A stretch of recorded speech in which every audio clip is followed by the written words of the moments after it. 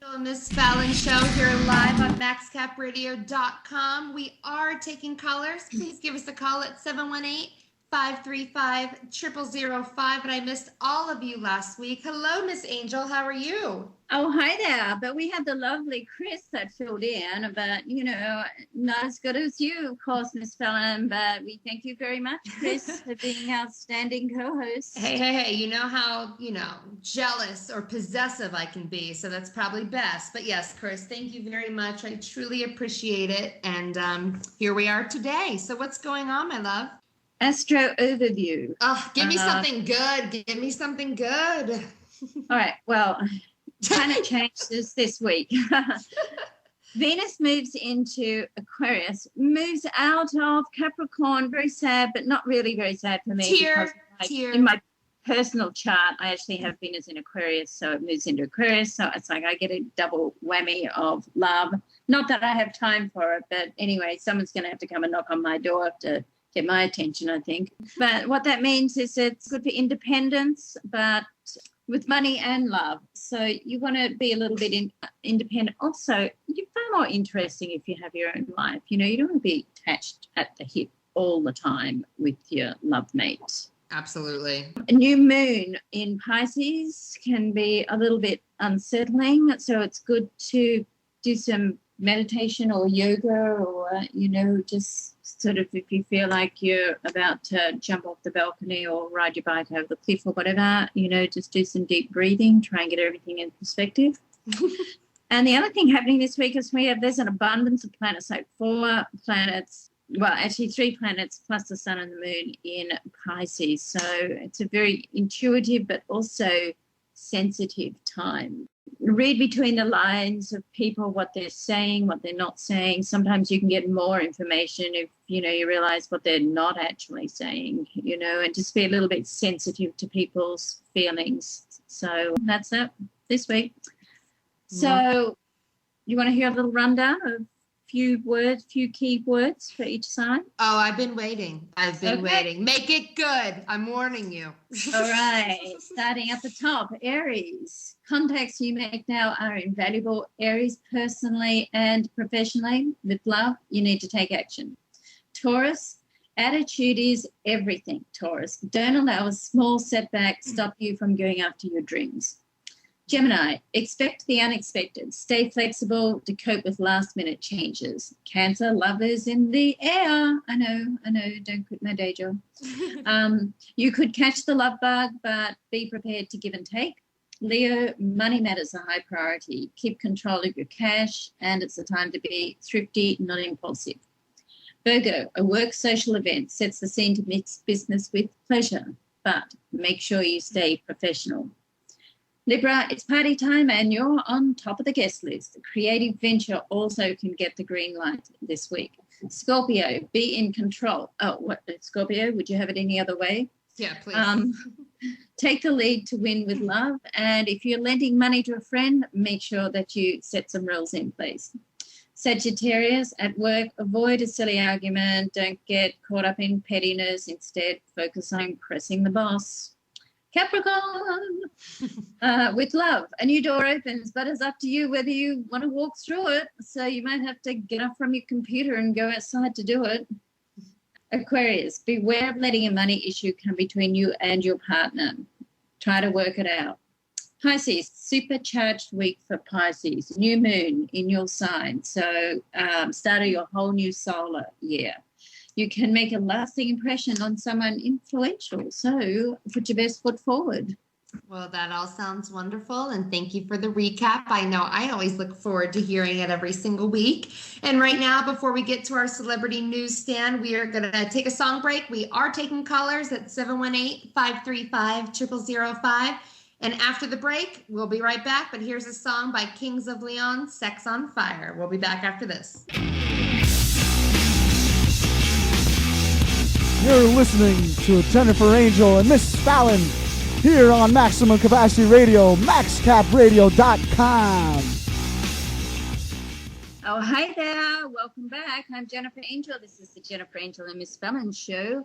And don't forget, we are taking live callers on 718 535-0005. And now we have the celebrity newsstand, Miss Fallon, who's hot and who's not this week. Well, let me tell you, we did have celebrities acting very angelic this week. So we have some good people this week. Alyssa Milano, I'm sorry. If you're my age, every girl my age dreamed of being Alyssa Milano. I thought she was drop dead gorgeous. Love her, love her, love her. She is expecting her first child. She's 38 years old with husband Dave Bulgari. First child for both. They couldn't be happier. It's super exciting. They've been married since August of 2009. Best of wishes to them. Now, what do you think about them, Jen? They're both Sagittarius, born 2 days apart. They're both Sagittarius. These are not really a couple that I know. You're going to have to pick somebody. Oh, the next one you've selected, of course, is more my age group. But, two Sag can work, but of course has its complications as well. Sagittarians are off on their own agenda. And, neither of them are home unless in their personal charts they have something a bit more homey in there. And neither of them are home, getting their home fires sort of warmed up, waiting. So quite often the biggest challenge for two Sagittarians are for them to coincide their diaries because nobody wants to compromise, or calendars, as you call it over here. I slip back into my Australian lingo. Oh, the drama. You sounded great doing it, though, so it's okay. Okay. That's the main thing. Who's next? Well, one of my favorites. I love George Clooney. I think he is. Jen, if I could pair you with anybody, it would be a very tanned George Clooney. I think you and him would just make the world happen. You guys are awesome, but I love him. Hey, I'm hot for him. It works for me. He's a Taurus too. Hey, I'm a Taurus. No wonder you love me so much. He's like my perfect match, I found my age group. Of course, he's older. Hey, I love him. He rides motorcycles. So, I do have a weak spot for guys that live on the edge and do the crazy shenanigans that I do. Just kidding, Mom. I really quit riding. But anyway.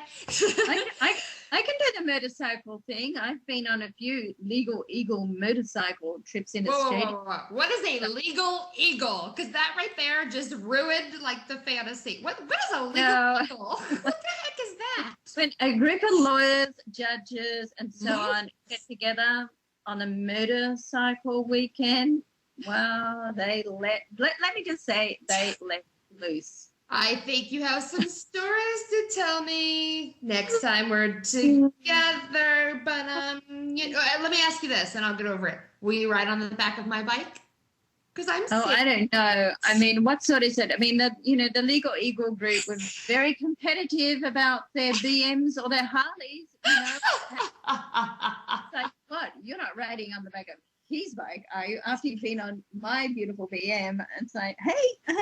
I hear you. Trust me. The first time I rode on the back of a bike, I'm like, yeah, this was fabulous and all. However, I need to be in control, and I have been ever since. So I consider myself, pretty baller. But what can you do, So George Clooney, let's get back to him and enough of us, I guess. Yeah, that's right. Well, he's fantastic. Yeah, the other tourists in the conversation. Yes, George Clooney.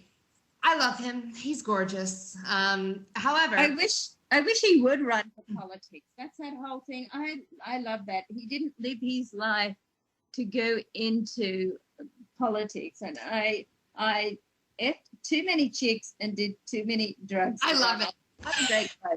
That right there just made me fall deeper in love with him because I appreciate his, genuineness and his honesty. Apparently, he had an interview with Newsweek this week about any future political campaigns. And sorry to report, but George Clooney will not be running for anything political because, pretty much he's banged too many chicks and drank a little bit of bong water and probably amongst other things. But what can you do? I love his honesty because he's a Taurus. Come on, talk Taurus up, Jen. Tell me what you got. What do you got? All right. Well, he could run after me anytime. I must say, I might sort of have to fall over so he can catch up. Oh, that was funny. George and the angel. Yes, okay. Well, maybe I'll get a photo of him and put him in my vision book, Manifest it. Manifest it. Manifest it. George. Put him in your dream book. Who's next? Who's next on your Oh, hit list? okay. This was my only sad report. The Deadliest Catch, which is a big time show out of Alaska, following the lives of the fishermen and the dangerous, existence that they live out at sea. 33 years old, dead. Justin Tennyson was found dead in a hotel room the other day in Alaska. There was reports of several bottles of alcohol and a small amount of marijuana. But again, I think that's just to add to the story. I don't see how marijuana can kill you, but who am I? I'm not God. I don't know. Regardless, very sad. He leaves behind a wife and kids. And hello, you're 33. I mean, way too young. Way too young.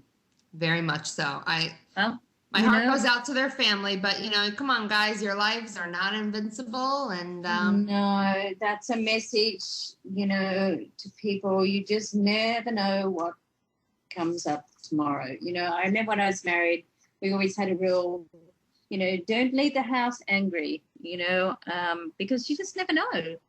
you never know. You've always got to kiss your honey goodbye. You do, because you just. Several times. Yeah, crazy things happen. You can get hit by a car. Now I understand my mom's like psychoticness every time, I was like lying to her about riding bikes and stuff. She would literally call me bawling and I'd get done and have 7 messages. But I understand now, and what can you do? What can you do? So, our hearts go out to his family, and I hope his memory is, everything you have it to be. I mean, what do you say in that situation? That's so difficult. I would say, be careful about working on that show. Firstly, because he's not the first one to die. There was a captain that, died as well.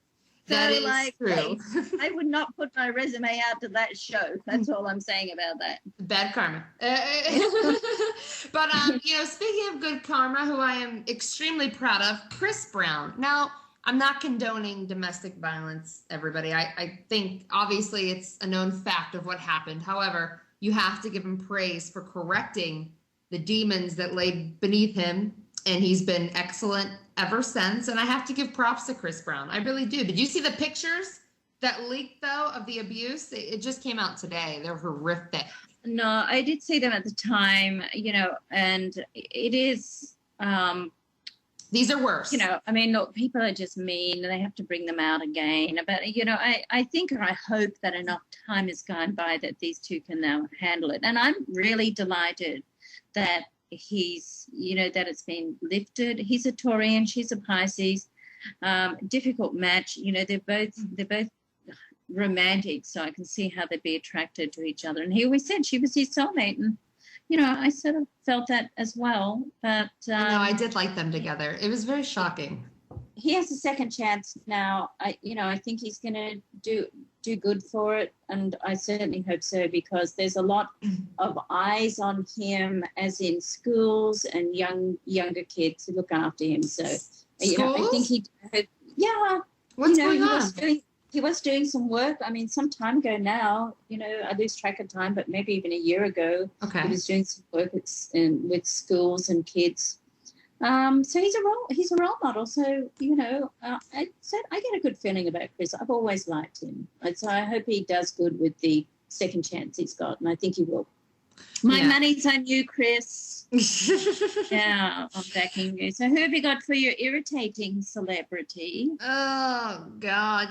This one took me a little bit of time. But, after I put some thought into it, I couldn't help, and I kept going back to my gut. Kelsey Grammer. And, I normally like him. I think he's, a very talented individual. However, I think it was very cruel. Not that I'm a big fan of his ex-wife now, Camille Grammer, as everybody knows I'm not.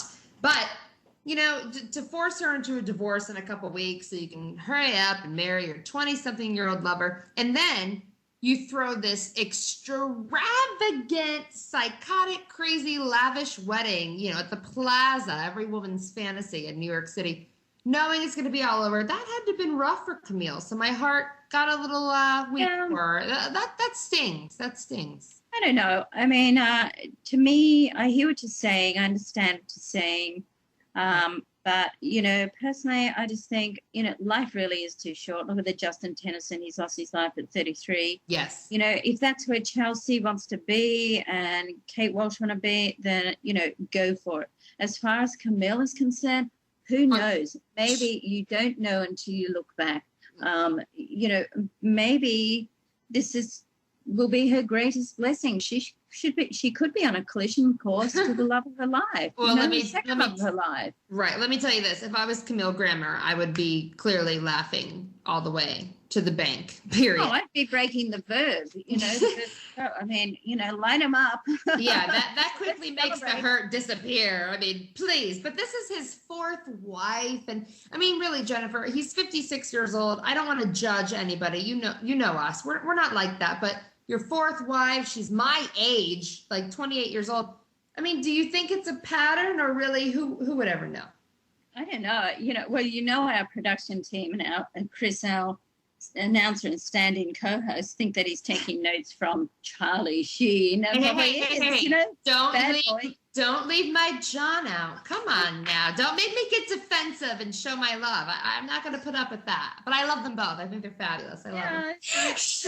They're the Charlie Sheen boys. So anyway, I thought we banned that name. You didn't even use the initials. I am distraught. You said the name. Right. Yeah, that's right. So as far as Kel, it's like, just get on with your life, do what you want. You just never know. I mean, if your intention is to hurt somebody, then that's different. But right. If his intention was just to break free, and you don't know whatever happens behind closed doors. You're absolutely right. He's been telling her for years that it's over. Like, who knows? It's hard to know what happens behind closed doors in any relationship. There's always another side. She certainly went out and tried to put her side across. Well, you know what? I'm very happy you said that, because I don't really judge people, as you know, but that one really bothered me. But you just said the most enlightening thing, and you're right. Who knows? So if he's doing it for the right reasons and to make himself happy without any ill intent, that's fabulous. You're absolutely right. So I'm going to put him on the middle of my irritating list. How about that? Kelsey, I'll move you up a little bit. All right, buddy? We're okay. I'm good with him again. What can you do? Okay. So what's the guru advice? Okay, so it's the good, bad, and the indifferent. It all plays a role in your life and in relationships. The biggest myth in life is that life is meant to be cozy and fun all the time, and certainly with relationships don't go smooth sailing all the time. If they did, then you'd stagnate. You'd never learn anything about yourself or the other person. Jennifer, what would you offer advice? Oh, and Yogi, apparently my little angel, my favorite nephew, my little darling. I love him. Yeah, Yogi wanted to have his say in the background. Just like his aunt and his mom. Yes, he takes just after us. But let me ask you this. Do you have any advice for everyone out there that is possibly losing a loved one, obviously not by choice, but to a horrific disease? I mean, what are some motivating things or exercises you can do to help keep you in a happy and positive mindset? Well, firstly, I would say don't try to fix things, because, people want to go into fix-it mode. What can I do? How can I fix this? Well, right. Can I book you into this? Can I do that? Don't try to go into a fix-it mode. Just be. Okay. It's more important when somebody has a life-threatening illness or disease that you're just there with them. You enjoy the rest of the time that you have together, and you try to make that person as comfortable as you can. And you think about what once they go, like, what would you regret if you didn't do? And so and then you allow them to do what they need to do as well. And just be grateful that you have some time, because, you know, when people are killed over in the wars, the soldiers, or on car accidents or things like that, those people don't have any time. So even if it's a short amount of time that you have with someone, you know that they've got a life-threatening disease, use it just to be with them. It's just love, and put your prayers out. Yeah, I think that's a positive. At least you have a little bit of warning and you are able to make decisions and do the best you can. Absolutely. I've been in both positions where there was no warning, you know, and then a little bit. So it does help you learn. And thank you for that. I just was thinking maybe some viewers out there or listeners who are wanting to know. So thank you very much. That was great advice. Good. Well, once again, it's been a pleasure. It has. We love you guys so much. We can't wait to see you again next Thursday at maxcapradio.com. And we look forward to your calls, 718-535-0005. Think about some things this week. Give us a call. We are open to anything. Thank you again. We are out. Jennifer Angel and Miss Fallon. See you next week. Until then. Love and luck, everybody. Bye-bye.